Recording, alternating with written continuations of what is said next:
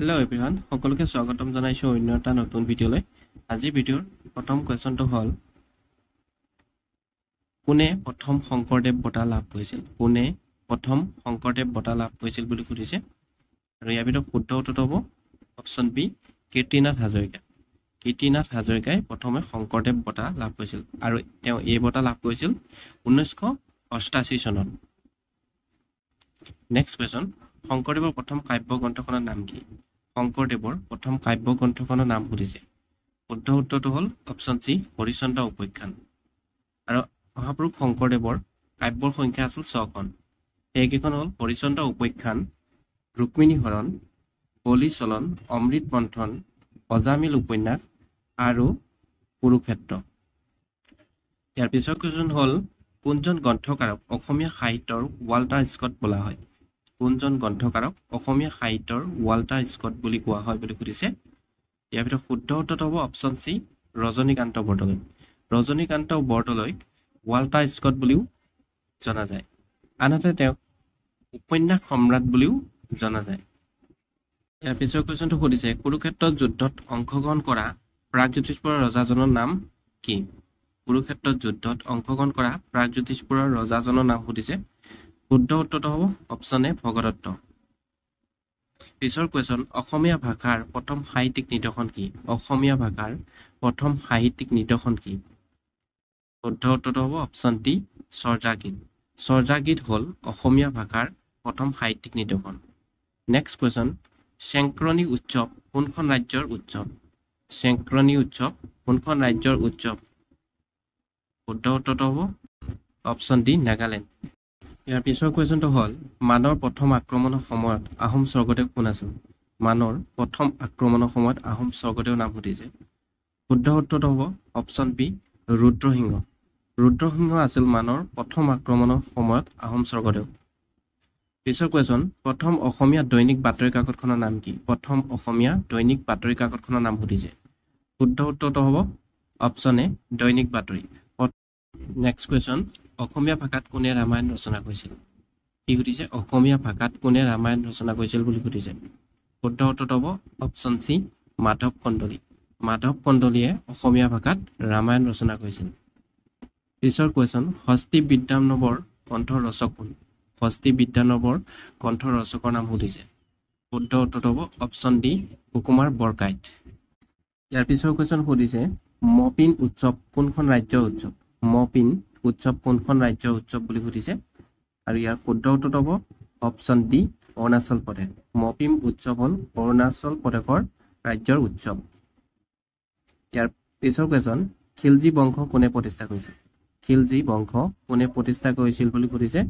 আৰু ইয়াৰ ভিতৰত শুদ্ধ উত্তৰটো হ'ব অপচন বি জালালউদ্দিন খিলজী। জালালউদ্দিন খিলজী আছিল খিলজী বংশৰ প্ৰতিষ্ঠাপক। নেক্সট কুৱেশ্যন আন্দামান দ্বীপপুঞ্জৰ আটাইতকৈ ওচৰত কোনখন বিদেশী দেশে অৱস্থিত? আন্দামান দ্বীপপুঞ্জৰ আটাইতকৈ ওচৰত কোনখন বিদেশী দেশৰ অৱস্থিত কথা সুধিছে। আৰু ইয়াৰ ভিতৰত শুদ্ধ উত্তৰটো হ'ব option C Myanmar. Next question প্ৰথম অসমীয়া চলচ্চিত্ৰ পৰিচালক কোন আছিল? প্ৰথম অসমীয়া চলচ্চিত্ৰ পৰিচালকজনৰ নাম সুধিছে। ইয়াৰ ভিতৰত শুদ্ধ উত্তৰটো হ'ব অপচন এ জ্যোতিপ্ৰসাদ আগৰৱালা। আৰু জ্যোতিপ্ৰসাদ আগৰৱালাৰ দ্বাৰা পৰিচালিত প্ৰথম চলচ্চিত্ৰখনৰ নাম আছিল জয়মতী আৰু এইখন মুক্তি লাভ কৰিছিল 1935 চনত।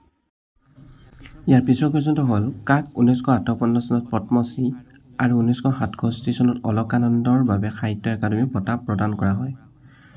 আৰু ইয়াৰ শুদ্ধ উত্তৰটো হ'ব অপচন এ নলিনী বালাদেৱী।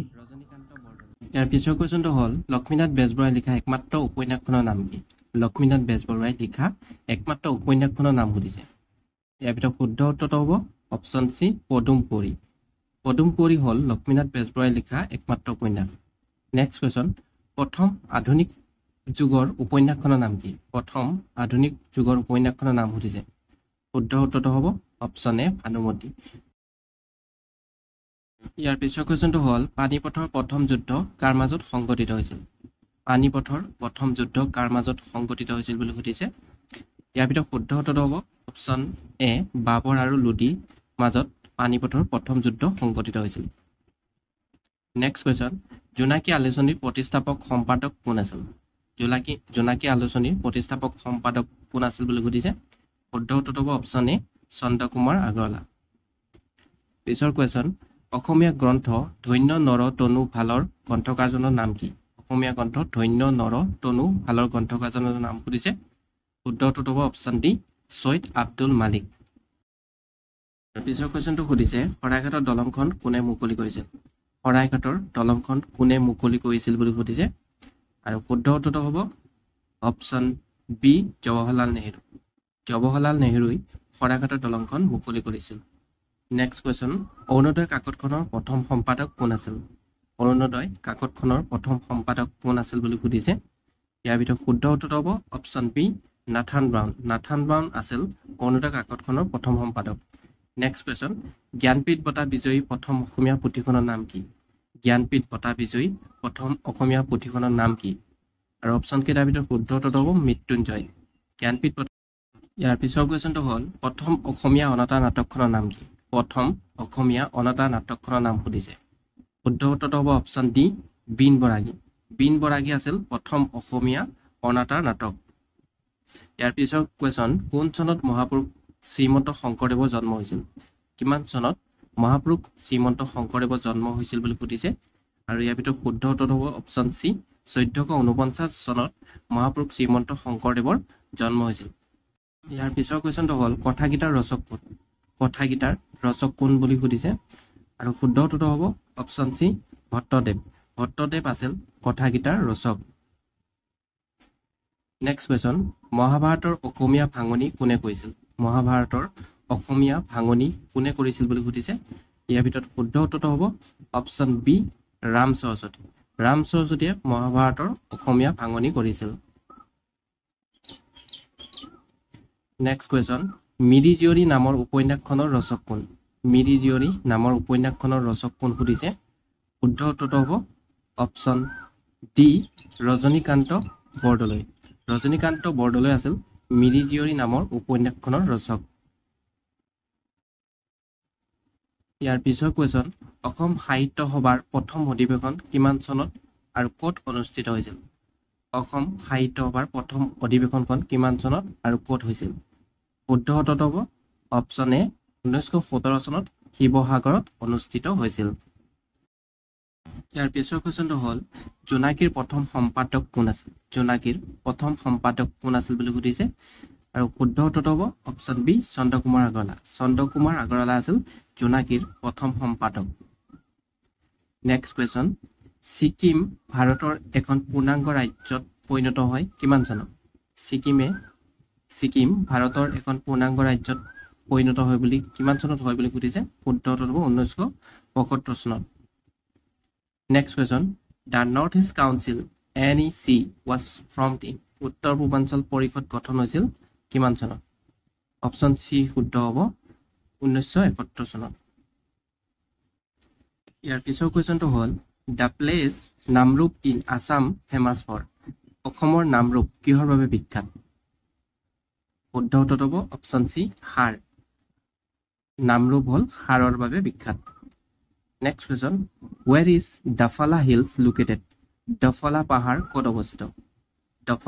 ক'ত অৱস্থিত বুলি সুধিছে শুদ্ধ উত্তৰটো হ'ব অপশ্যন চি অৰুণাচল প্ৰদেশ ডফলা পাহাৰ অৰুণাচল প্ৰদেশত অৱস্থিত ইয়াৰ পিছৰ কুৱেশ্যনটো হ'ল what was the real name of Bir চিলাৰায়ৰ প্ৰকৃত নাম কি আছিল শুদ্ধ উত্তৰটো হ'ব অপশ্যন বি শুক্লধ্বজ বীৰ চিলাৰায়ৰ প্ৰকৃত নাম আছিল শুক্লধ্বজ পিছৰ কুৱেশ্যনটো হ'ল 1906 চনত কোনখন চহৰত অল ইণ্ডিয়া মুছলিম লীগ প্ৰতিষ্ঠা হৈছিল 1906 চনত কোনখন চহৰত অল ইণ্ডিয়া মুছলিম লীগ প্ৰতিষ্ঠা হৈছিল বুলি সুধিছে শুদ্ধ উত্তৰটো হ'ব অপশ্যন এ ঢাকা ইয়াৰ পৰৱৰ্তী কুৱেশ্যন তৃতীয় বৌদ্ধ পৰিষদৰ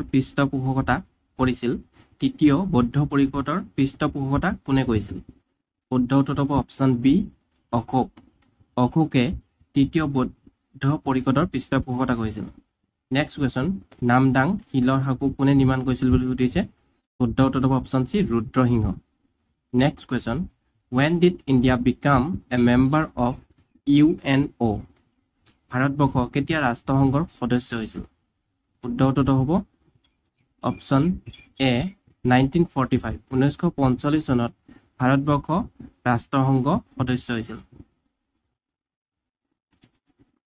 next question which country is called dragon country drone দেশ বুলি কোনখন দেশক কোৱা হয় ড্ৰেগনৰ দেশ বুলি কোনখন দেশক কোৱা হয় বুলি সুধিছে শুদ্ধটো হ'ব অপচন ডি ভুটান ইয়াৰ পিছৰ question which of the following is a not permanent member of UN Security Council নিম্নলিখিত কোনটো ৰাষ্ট্ৰসংঘৰ নিৰাপত্তা পৰিষদৰ স্থায়ী সদস্য নহয় শুদ্ধটো হ'ব option D Japan next question where is the Central Drug Research Institute of India is located ভাৰতৰ কেন্দ্ৰীয় ঔষধ গৱেষণা প্ৰতিষ্ঠান ক'ত অৱস্থিত শুদ্ধটো হ'ব option D Lucknow next question who gave the title father of nation to Mahatma Gandhi কোনে মহাত্মা গান্ধীক জাতিৰ পিতা উপাধি দিছিল শুদ্ধটো দিয়া আছে সুভাষ চন্দ্ৰ বসুৱে মহাত্মা গান্ধীক জাতিৰ পিতা উপাধি দিছিল next question in which year was the first amendment to the Constitution of India made ভাৰতৰ সংবিধানৰ প্ৰথম সংশোধনী কোনটো বৰ্ষত কৰা হৈছিল ইয়াৰ শুদ্ধটো হ'ব অপচন সি 1951 1951 চনত ভাৰতৰ সংবিধানৰ প্ৰথম সংশোধনী কৰা হৈছিল ইয়াৰ পিছৰ question World Computer Literacy Day is celebrated on computer সাক্ষৰতা দিৱস কেতিয়া পালন কৰা হয় শুদ্ধটো হ'ব অপচন সি 2 ডিচেম্বৰ ইয়াৰ পিছৰ কোৱেশ্যনটো হ'ল 132 সংখ্যক ডুৰাণ্ড কাপ 2023 খিতাপ কোনে লাভ কৰে 132 সংখ্যক ডুৰাণ্ড কাপ 2023 ৰ খিতাপ কোনে লাভ কৰে বুলি সুধিছে শুদ্ধটো হ'ব অপচন এ মোহন বাগানে 132 সংখ্যক ডুৰাণ্ড কাপ 2023 ৰ খিতাপ লাভ কৰিছে next question in which film doctor Bhupen Hazarika সং ফৰ দ্য ফাৰ্ষ্ট টাইম কোনখন ছবিত ডক্টৰ ভূপেন হাজৰিকা প্ৰথমবাৰৰ বাবে গান গাইছিল শুদ্ধটো হ'ব অপচন ডি ইন্দ্ৰমালতী ছবিখনত ডক্টৰ ভূপেন হাজৰিকাই প্ৰথমবাৰৰ বাবে গান গাইছিল ইয়াৰ পিছৰ কোৱেশ্যন দ্য শ্লোগান গৰিবী হটাও was given in which 5-year plan গৰিবী হটাও শ্লোগানটো কোনটো পঞ্চবাৰ্ষিক পৰিকল্পনাত দিয়া হৈছিল শুদ্ধটো হ'ব অপচন বি পঞ্চম পঞ্চবাৰ্ষিক পৰিকল্পনাত দিয়া হৈছিল next question in Indian the review rate is announced by ভাৰতত ৰিভিউ ৰেট কোনে ঘোষণা কৰে শুদ্ধটো হ'ব ভাৰতীয় ৰিজাৰ্ভ বেংক ইয়াৰ পিছৰ কোৱেশ্যনটো হ'ল where is the headquarter of State Bank of India situated ভাৰতীয় ষ্টেট বেংকৰ মুখ্য কাৰ্যালয় ক'ত অৱস্থিত আৰু ইয়াৰ শুদ্ধটো হ'ব অপচন বি মুম্বাই ভাৰতীয় ষ্টেট বেংকৰ মুখ্য কাৰ্যালয় মুম্বাইত অৱস্থিত পৰৱৰ্তী কোৱেশ্যন প্ৰধানমন্ত্ৰী নৰেন্দ্ৰ মোদীয়ে প্ৰধানমন্ত্ৰী জন ধন যোজনাৰ কথা প্ৰথম কেতিয়া ঘোষণা কৰিছিল প্ৰধানমন্ত্ৰী নৰেন্দ্ৰ মোদীয়ে প্ৰধানমন্ত্ৰী জন ধন যোজনাৰ কথা প্ৰথম কেতিয়া ঘোষণা কৰিছিল বুলি সুধিছে শুদ্ধ উত্তৰটো হ'ব অপচন এ 15 আগষ্ট 2014 15 আগষ্ট 2014 চনত প্ৰধানমন্ত্ৰী নৰেন্দ্ৰ মোদীয়ে প্ৰধানমন্ত্ৰী জন ধন যোজনাৰ কথা ঘোষণা কৰিছিল